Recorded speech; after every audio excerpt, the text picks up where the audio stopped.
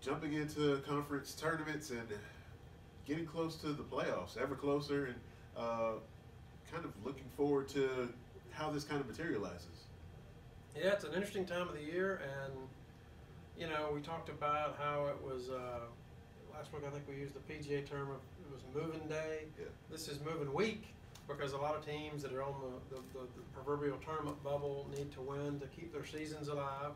And obviously, a handful of our teams know they're going to state playoffs next week, but obviously, winning this week, finishing out a year, you know, getting a banner, a T-shirt, whatever you want to call it, to win your conference tournament after winning a regular season or being competitive in the regular season means a lot. And then the state playoffs, it'll change the tenor of everything. I mean, it's funny how everybody will be celebrating on Friday night, and by Saturday, 4 or 5 in the afternoon, it'll all be focused on the following Tuesday, which state playoffs start on February 26th.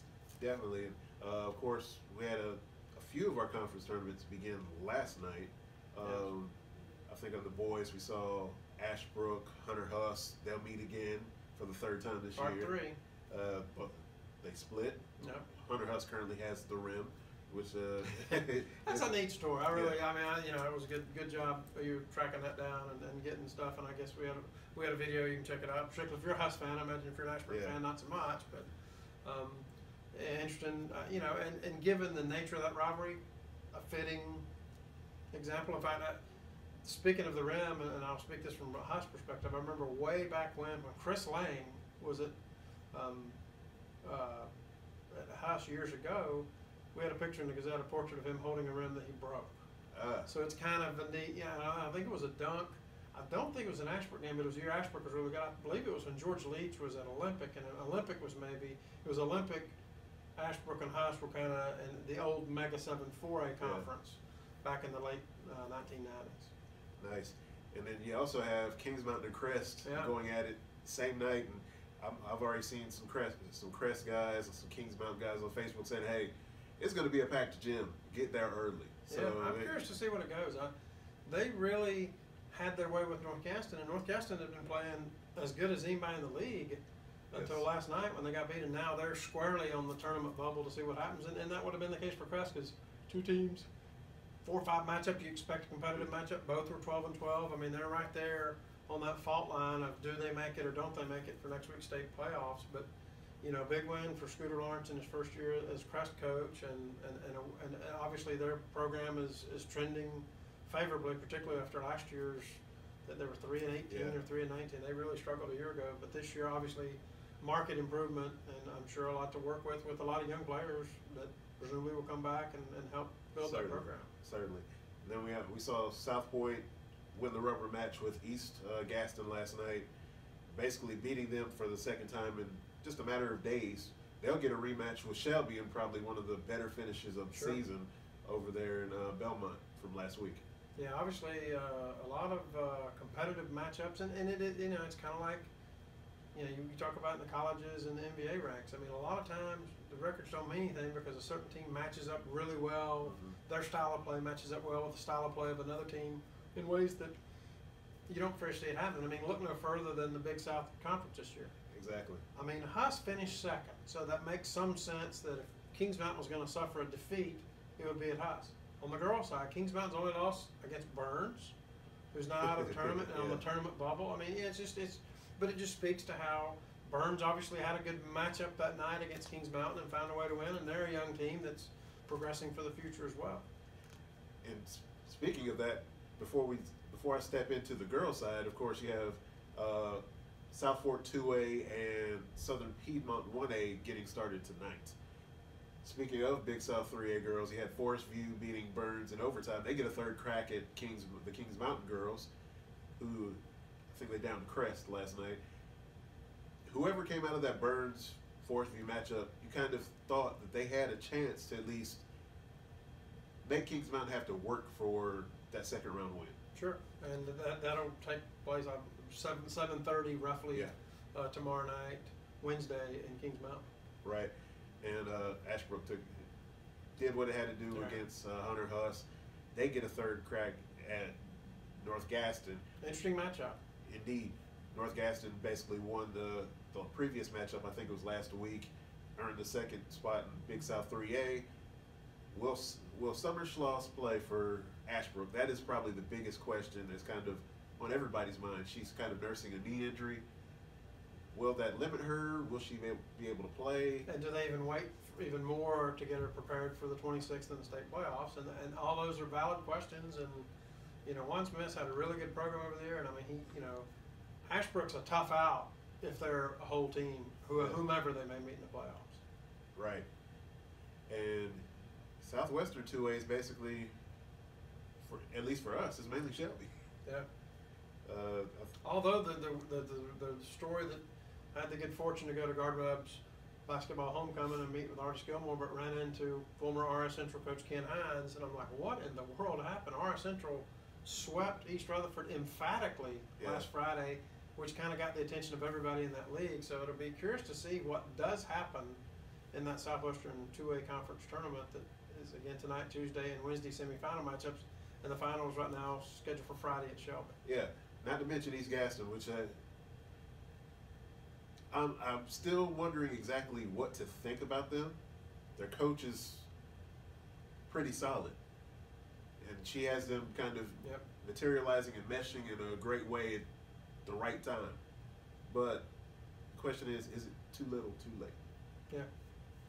They considered on the bubble they're ranked the 63rd in the current Max Preps rankings as we speak before action on Tuesday night, which, depending on how it cuts east to west, maybe you get in, maybe you don't.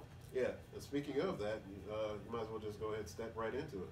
Yeah, the bubble teams are, in 3A boys, Crest is 61st, North Gaston 65th. 3A girls, Burns is 61st. 2A boys, Lincoln 71st. 2A girls, Lincoln 58th. East Gaston 63rd. 1A boys, Highland Tech is 62nd. 1A girls, Highland Tech is 63rd. So on Saturday we'll have more, obviously some resolution to all of these possibilities and question marks about what the state playoffs will look like. But an awful lot of teams in our area, anxious time. I know, do you practice, don't you practice, how do you approach moving forward? And in the case of all these bubble teams, a really challenging matchup. Because for instance, let's say Crest or North Gaston were to make the 3A boys playoffs. A likely opportunity, but a challenge to make Cox Mill, who is everyone's favorite to repeat as a state champion in 3A. I don't think anybody would want to see Wendell Moore in his group, but at least you're in and you get to say you played against a McDonald's All-American that's going to do. And a potential future NBA player. Exactly. And speaking of somebody that he might not be an NBA player, who knows, but Logan Botts, he's been Stephen Curry-esque this season. Yes. Of course, the season ended last night with his team's loss at Ashbrook, but some of the shots he was making this past year, you're just like, wow, how does he make those? Including last Friday night. I mean, lost in all the frivolity and excitement of the last regular season game of the year. A three-quarter court three-pointer to break a tie to beat Stuart Kramer in the regular season finale at Forest View. So, I mean, what a way to build for the future. I mean, Forest View had some young players. We'll see what Coach Rayfield can do with that group. But Logan Botts is the kind of player that you look at, and again, Steph Curry is a good comparison because, I wrote something in the Gazette earlier this week about how Steph Curry played over here when he wasn't quite Steph Curry yet. He looked a lot like Logan Botts does today. He was very skinny and, a long-range shooter. But, again, this notion that all these schools missed on him, nobody that saw him in high school looked at him and said, yeah, he's an ACC player. Yeah. The fact that he ended up at Davidson, some people would have thought maybe that was too high for him. But, obviously it speaks to late in life, maturing, growing into your man body, so to speak, and stuff. And he's not a big guy, but he's obviously grown more than when he was in high school. When he was, looked like rail thin and all arms and legs. But Logan Botts has some of those same. There's a lot of similarities there for sure. The jump shot for sure. Yeah. And we also saw Stuart Kramer. And I guess she would go down as kind of a legend based on her production in her career. Well, since the High School Athletic Association adopted 5-on-5 rules, she's the second highest scoring single season in Gaston County history, and only behind Shannon Smith, who was a state champion at Forest View, went to North Carolina, was a national champion at Trinity Valley Community College in Texas, and finished her career up at Michigan.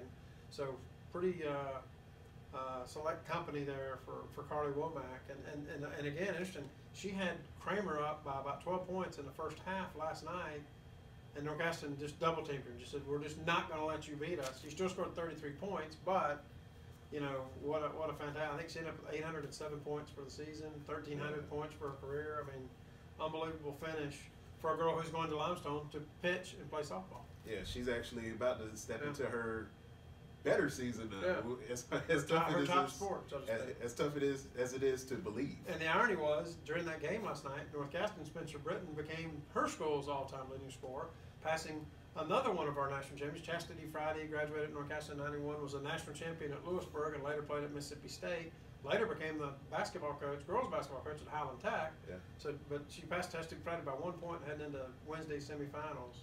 In fact, we'll have a story about Spencer in tomorrow's Gaston Gazette, the Wednesday edition. So look for that. But you know, just and she's a player that's been fantastic and winning all sorts of stuff since she was at WC Friday Middle School. Yeah, she is the heart and soul of the North Gaston girls basketball team, and as she goes, that team goes. Well, and Courtney Wellman had, and I've got the quote in the paper, but she alluded to the fact that people don't look at her and think, you know, all this and that about her because she's 5'3".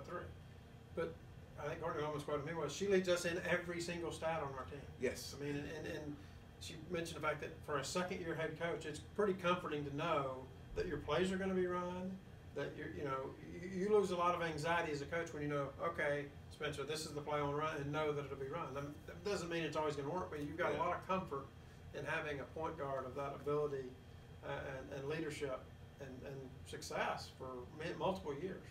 Yeah, although they didn't get the Big South 3A regular season championship that they wanted, they still can.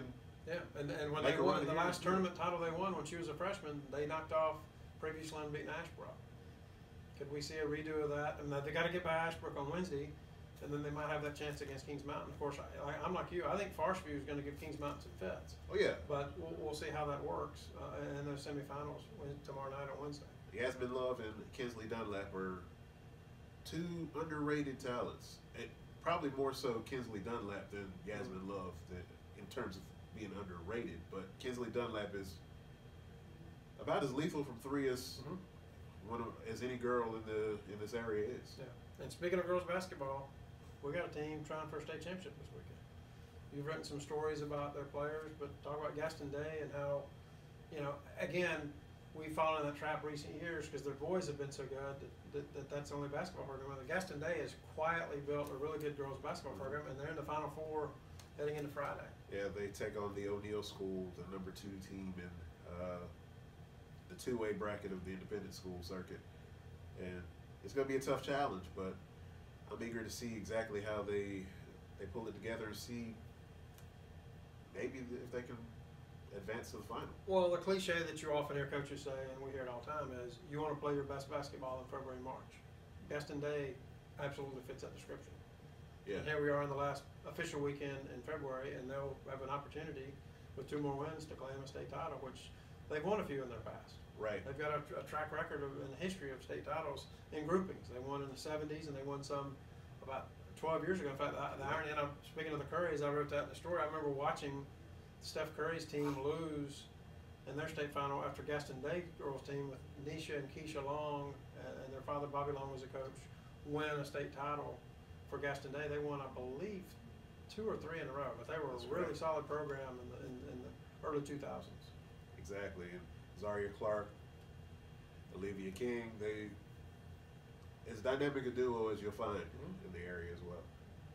And of course, keep voting for Player of the Week. Of course, Logan Botts has kind of been running away with that on the boys' side, but the best part is he's getting a lot of support. Keep supporting your guys and gals, and hopefully we'll see exactly where they kind of stand after everything is all said and done. But as always, we'll see you next week. I'll be talking state playoffs. Definitely. You have a great one.